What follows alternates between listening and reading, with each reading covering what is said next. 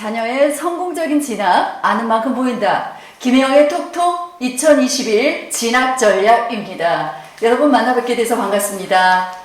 김혜영 교수입니다. 제가 아들 덕을 좀 보았습니다.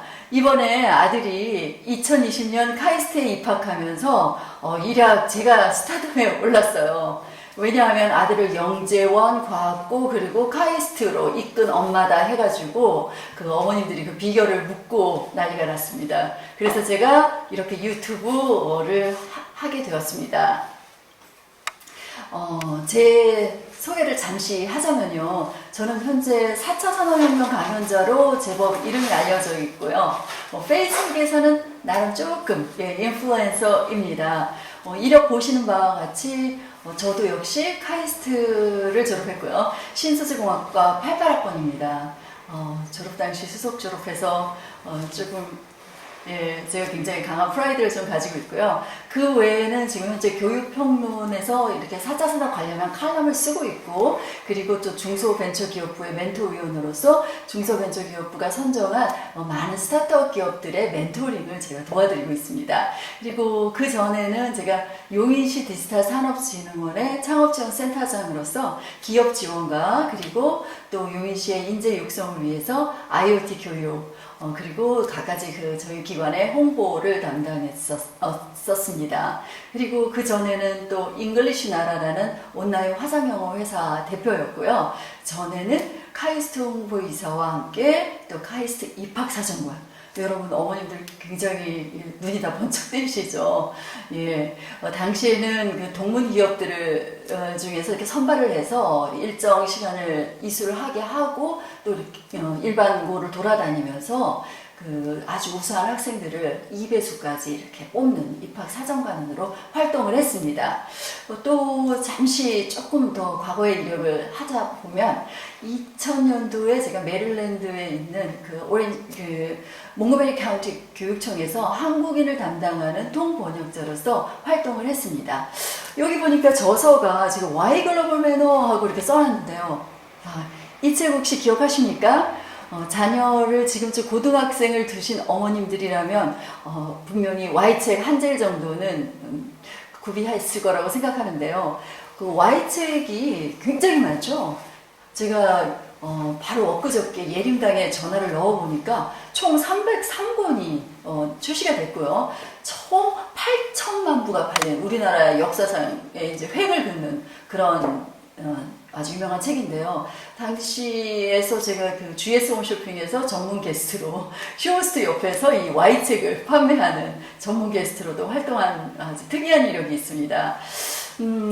보면은 그 Y 과학이 현재 95권 나왔고요. 그리고 한국사가 41권, 그리고 세계사가 26권, 그리고 Y 인문 시리즈가 36권. 이 36권 중에 제 책이 26권으로 저는 이때 밑글과 감수를 쓴 저자입니다. 그리고 제가 스토리 작가와 그리고 그 만화 그리는 그림 작가를 섭외해서 이렇게 이 책이 2년 반 만에 나온 아주 그냥 좋은 책이죠. 한 4만 부쯤 팔렸다고 그러더라고요. 그 외에는 또 장문 테이프로 영어 듣기라고 해서 미국에서 곧 오자마자 또 도서출판이츠에서 이 책을 의뢰해서 제가 이걸 저술을 하게 되었습니다. 서두가 좀 길었고요. 자, 다들 어머님들께서 그 2021년 수시 입시 준비를 하느라고 지금 굉장히 바쁘실 거예요.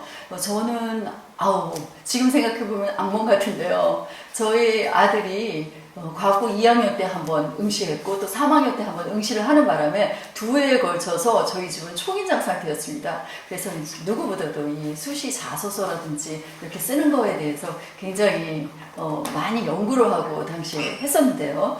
보면은 수시와 정시는 어떻게 다른가, 또는 입시는 왜 중요한지, 그 수시 입시가 왜 중요한지, 그리고 명문대학 입학할 때 가장 중요한 팩터는 뭔지, 그리고 생활기록부에는 도대체 어떤 것들이 들어가 있고 이렇게 구성이 되어 있는지, 여러 가지들, 보시는 바와 같이 여러 가지들 궁금하신 점이 많으실 거예요. 그래서 제가 이제 지금부터 시리즈로 조목조목 여러분께 알려드리도록 하겠습니다.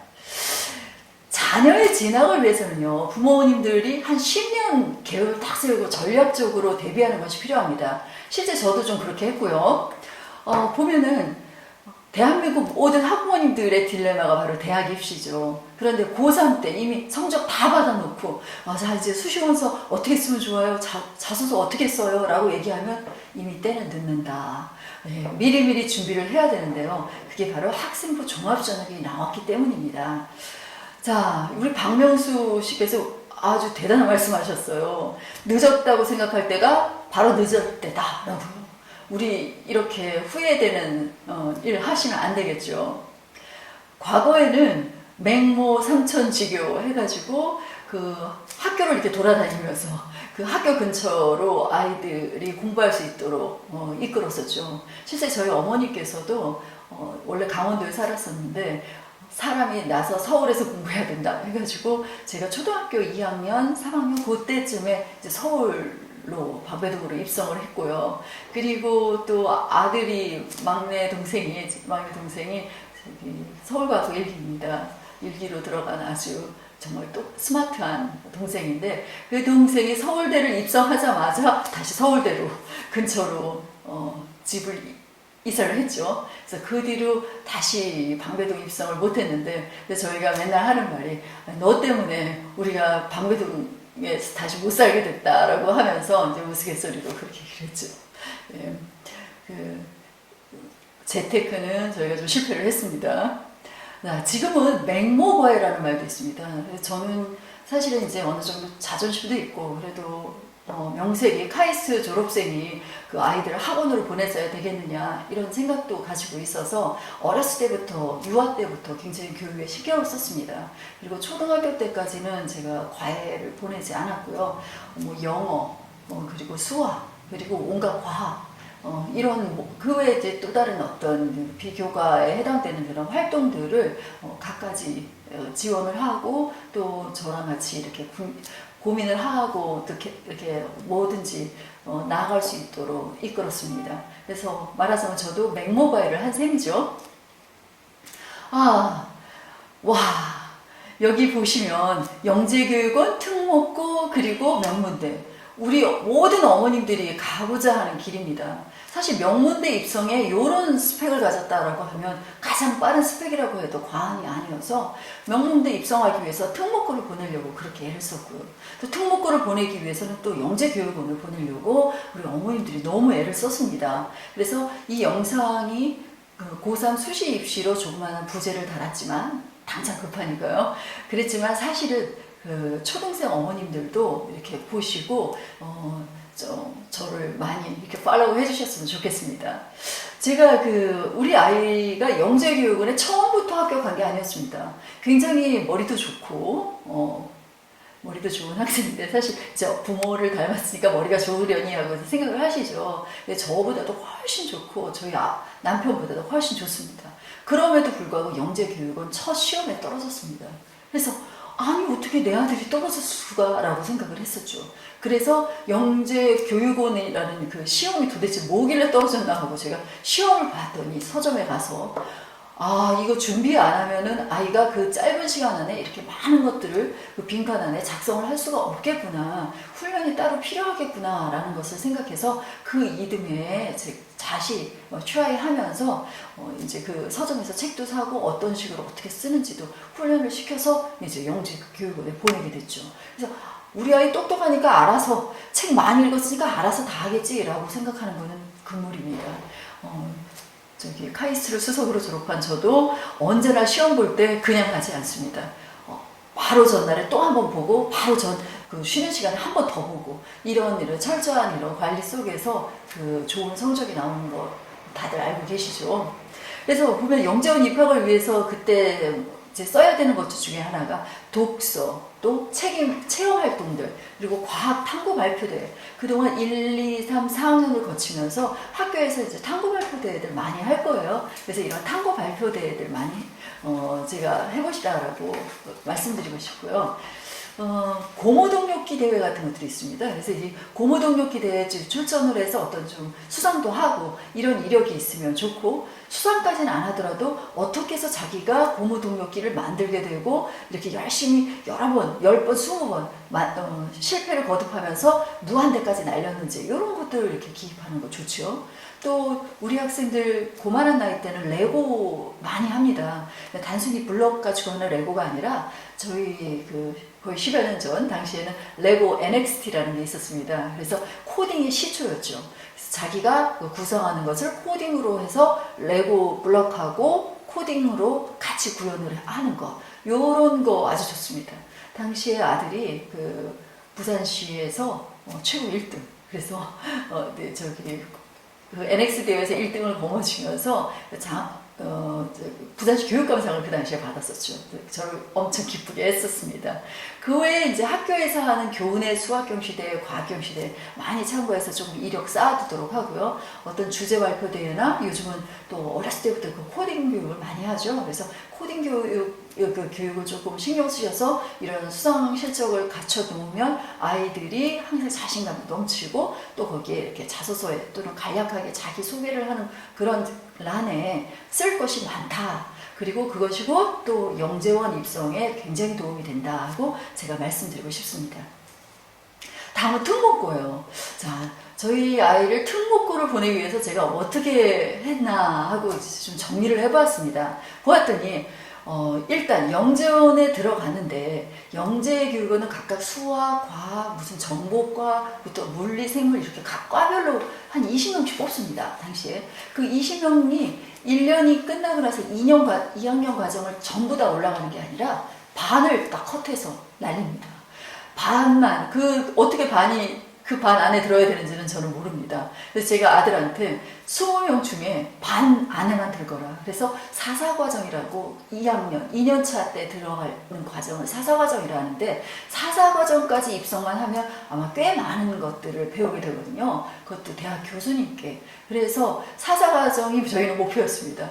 그래서 뭐 성적은 전혀 알 길은 없고요. 그래서 사사과정 입학이 저는 특목고로 가는 지름길이었다라고 저는 뒤돌아서 생각합니다. 그 외에 또 학교라든지 아니면은 뭐 사설이어도 좋으니 외부에서 하는 올림피아드에도 참여해보고, 또 학교에서 하는 교내 수학과 올림피아드에는 빠지지 말고 참가해라. 떨어져도 좋으니 참가해라 라고 권유하고 싶고요. 그때부터 이제 조금씩 내신 관리가 필요합니다.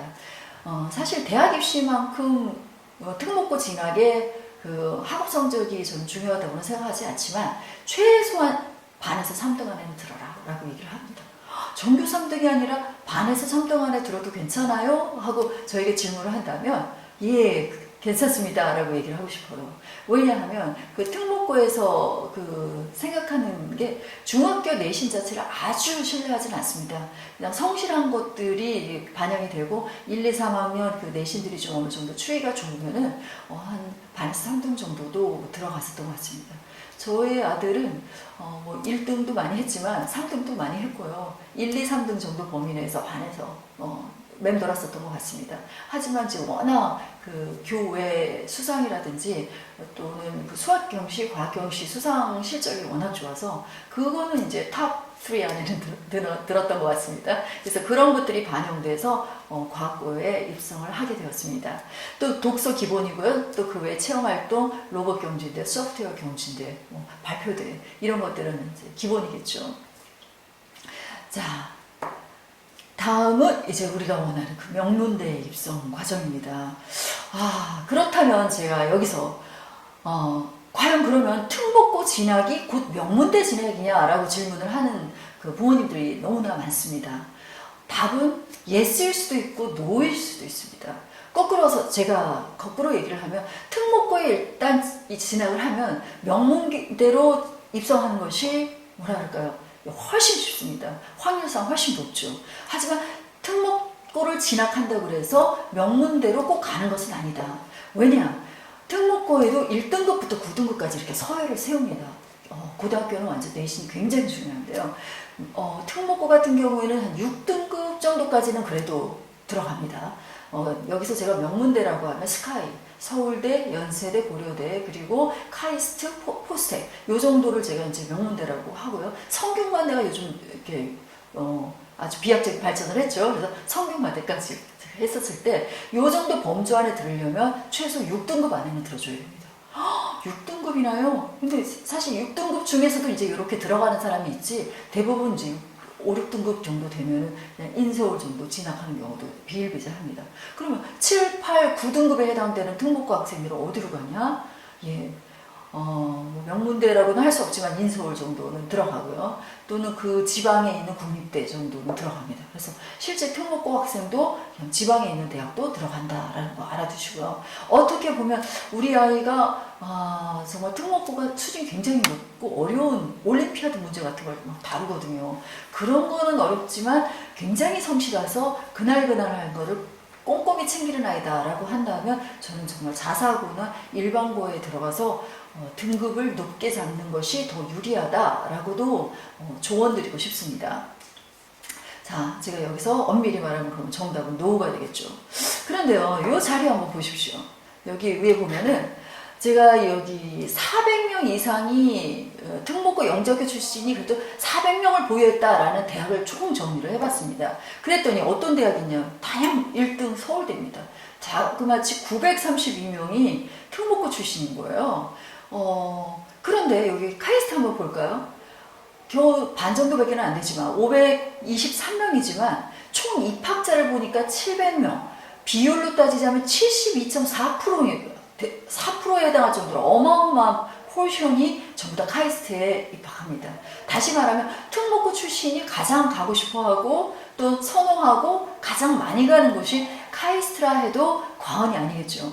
실제 한번 좀 비교를 해볼게요. 카이스트는 정말 특이하게도 2020년도 결과치인데요.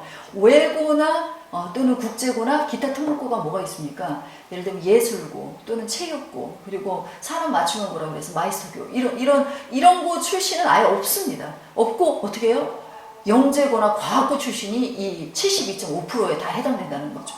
제가 카이스트 캠퍼스에서 이렇게 갔다가 4명을 확 잡고 너희 어디 고등학교 나왔어? 하고 물어보면 넷 중에 3명은 다 영재고나 과학고 출신이라는 거죠. 한 명만 일반고에서 왔다라고 해도 과언이 아니다라고 말할 수 있겠습니다.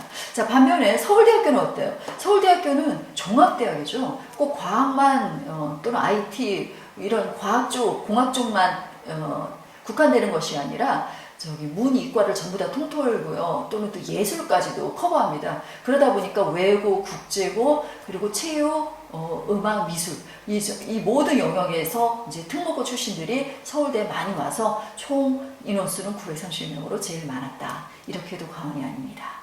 자, 오늘은 여기까지. 오늘 여기까지 제가 말씀드리고요. 다음 시간에는 그러면 특목고가 도대체 뭐냐, 어디까지를 특목고라고 하는지, 그리고 특목고에는 어느 고등학교가 특목고인지 거기서부터 하나하나 분석을 하고요. 그리고 그 다음 편에는 수시와 정시는 뭐 어떤 차이가 있는가, 왜 우리가 수시 입시를 그렇게 중요시하는가, 이런 부분에 대해서 차근차근 말씀드리도록 하겠습니다. 자, 오늘 첫 시간이었는데 어떠십니까? 설명이 명확하게 전달이 되었는지요? 여러분 또 만나 뵙기를 희망하면서 그럼 이 시간 마치도록 하겠습니다. 고맙습니다.